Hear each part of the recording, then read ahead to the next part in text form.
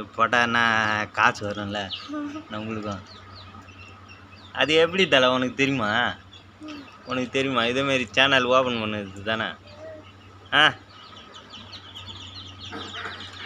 இவன் தாங்க தம்பி, என் தம்பி. தலை கிட்ட எடுத்துமா தலை. இது தாங்க, இது கறி குஞ்சுங்க. இந்த தெருவில் விற்க மாட்டாங்க அந்த குஞ்சு இது. இதுவும் வளர்க்குறோம், மாடும் வளர்க்குறோம், ஆடும் வளர்க்குறோம். அப்புறம் வீடியோ அடுத்த வீடியோ பாருங்கள், இதெல்லாம் போடுறேன்.